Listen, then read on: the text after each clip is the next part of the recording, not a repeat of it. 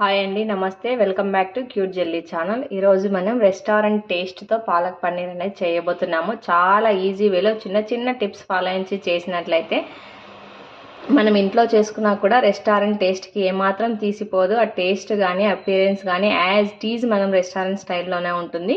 ఇప్పుడు మనం process start చేద్దాం. ముందుగా ఒక ప్యాన్ తీసుకోవాలి. ప్యాన్ అనేది కాస్త హీట్ అవ్వాలి మనకు. ఇప్పుడు ప్యాన్లోకి మనం 2 స్పూన్స్ వచ్చేసి ఆయిల్ అనేది యాడ్ చేసుకోవాలి.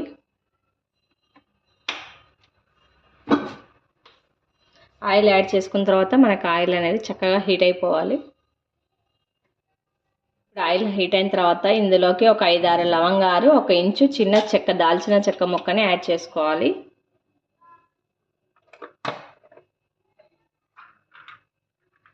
దాల్చిన చెక్క లవంగాలు వేసిన తర్వాత ఒక 8 నుండి 10 జీడిపప్పు పలుకులు కూడా వేసుకోవాలి.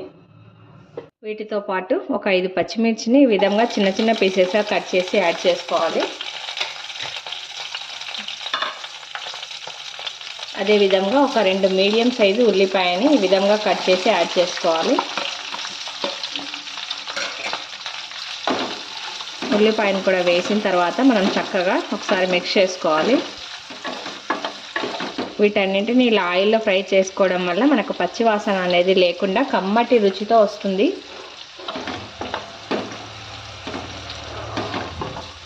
అదేవిధంగా ఒక 2 మీడియం సైజ్ టమాటాలను కూడా తీసుకొని శుభ్రంగా 2 సార్లు కడిగిన తర్వాత ఈ విధంగా చిన్న చిన్న పీసెస్గా కట్ చేసుకొని పీసెస్ని కూడా ఇందులోకి యాడ్ చేసుకోవాలి. ఒకసారి మనం బాగా మిక్స్ చేసుకోవాలి. ఈ ఉల్లిపాయలతో పాటు పాలకూర కాంబినేషన్లో చాలామంది టమాటో తినడానికి ఇష్టపడరు కదా, అలాంటి వాళ్ళు టమాటోని స్కిప్ చేసేసుకోండి, ఏం పర్వాలేదు. టమాటో వేయడం వల్ల మనకు గ్రేవీ అనేది బాగా వస్తుంది. అదేవిధంగా టేస్ట్ కూడా చాలా కమ్మగా ఉంటుంది. అందుకోసం మాత్రమే నేను యాడ్ చేశాను. మీకు టమాటో ఇష్టం లేకపోతే స్కిప్ చేసేసుకోవచ్చు, ఏం పర్వాలేదు. ఈ విధంగా మనం ఒక 2 నుండి 3 నిమిషాలు చక్కగా ఆయిల్లో ఫ్రై చేసుకోవాలి.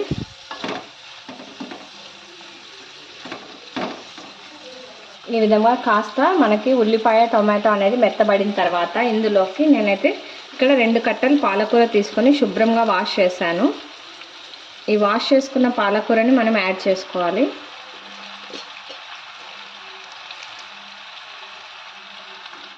పాలకూరని కూడా మనం పైన పెట్టేసి ఈ విధంగా లిడ్ క్లోజ్ చేసి ఒక 5 మినిట్స్ అయితే మనం మగ్గనివ్వాలి.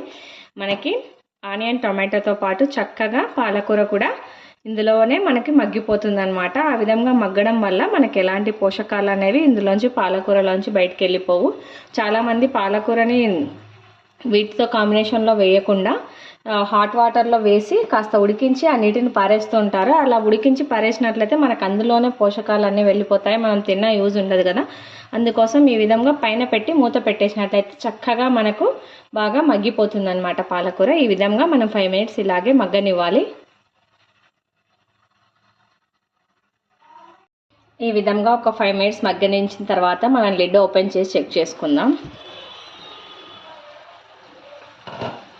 చూడండి, మనకు పాలకూర కూడా ఇక్కడ చక్కగా మగ్గిపోయింది కదా. వీటితో పాటే ఇప్పుడు మనకు పాలకూరలో ఉన్న పోషకాలు కూడా మనకు ఆనియన్ టొమాటోతో పాటు మిక్స్ అయిపోయి ఉంటాయి, ఏం పర్వాలేదు. ఈ విధంగా ఒకసారి పాలకూరని వీటిలో ఈవెన్గా మిక్స్ చేసుకోవాలి. చూడండి, మనకి ఇక్కడ టొమాటో, పాలకూర, ఆనియన్ అన్నీ చక్కగా మగ్గిపోయాయి. ఇప్పుడు మనం స్టవ్ ఆఫ్ చేసేసుకోవాలి. కాస్త చల్లారిన తర్వాత వీటిని ఫైన్ పేస్ట్ మాదిరిగా మనం మిక్సీ పట్టి తీసుకుందాం. ఇప్పుడు మనం ఆనియన్ పాలకూర పేస్ట్ చల్లారిన తర్వాత మిక్సీ పట్టుకున్నాం కదా, అదే ప్యాన్లోకి ఒక 2 స్పూన్స్ వచ్చేసి ఆయిల్ అనేది యాడ్ చేసుకోవాలి. మనకు కాస్త హీట్ అవ్వాలి. ఆయిల్ అనేది హీట్ అయిన తర్వాత ఇందులోకి ఒక 1/2 స్పూన్ జీలకర్ర, కరివేపాకు కూడా యాడ్ చేసుకోవాలి. అదేవిధంగా ఒక 1 స్పూన్ వచ్చేసి అల్లం వెల్లుల్లి పేస్ట్ వేయాలి. అల్లం వెల్లుల్లి పేస్ట్ పచ్చివాసన పోయేదాకా ఇలా ఆయిల్లో మనం ఫ్రై చేసుకోవాలి. వెల్లుల్లి పేస్ట్ కూడా వేసిన తర్వాత మనం మిక్సీ పట్టుకున్న పాలకూర, ఆనియన్ టొమాటో పేస్ట్ని కూడా ఇందులోకి యాడ్ చేసుకోవాలి.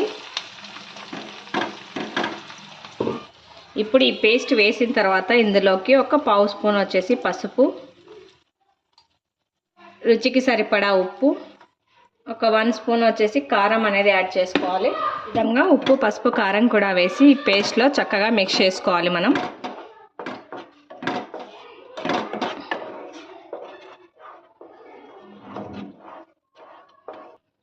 ఈ విధంగా పేస్ట్ని ఒక 2 నుండి 3 నిమిషాలు మనం ఆయిల్లో ఫ్రై చేసుకోవాలి.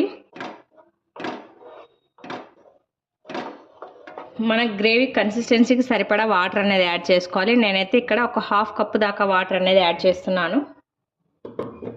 వాటర్ కూడా యాడ్ చేసి ఒకసారి చక్కగా మనం మిక్స్ చేసుకోవాలి.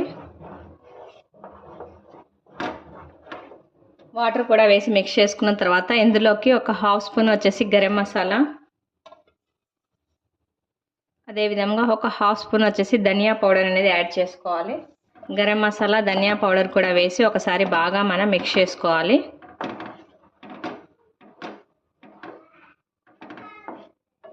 ఈ విధంగా మిక్స్ చేసుకున్న తర్వాత ఇక్కడైతే నేను 200 గ్రామ్స్ వచ్చేసి పన్నీర్ తీసుకున్నాను. పన్నీర్ని ఈ విధంగా చిన్న చిన్న పీసెస్గా కట్ చేసి తీసుకున్నాను.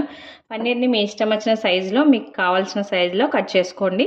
ఇప్పుడు ఈ పన్నీర్ని కూడా ఇలాగే యాడ్ చేసుకోవాలి. పన్నీర్ని మనం ఫ్రై చేసి తీసుకోకూడదు. ఫ్రై చేసినట్లయితే మనకు గట్టి పడుతుంది పన్నీరు, తినేటప్పుడు ఆ టేస్ట్ అనేది ఉండదన్నమాట. మనం డైరెక్ట్గా ఇలాగే పన్నీర్ యాడ్ చేసి ఒకసారి చక్కగా మిక్స్ చేసుకోవాలి.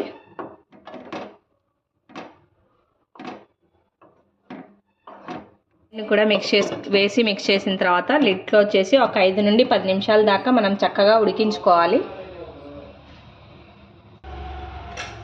ఈ విధంగా ఒక 5 నుండి 10 నిమిషాలు మనం చక్కగా ఉడికించుకోవాలి.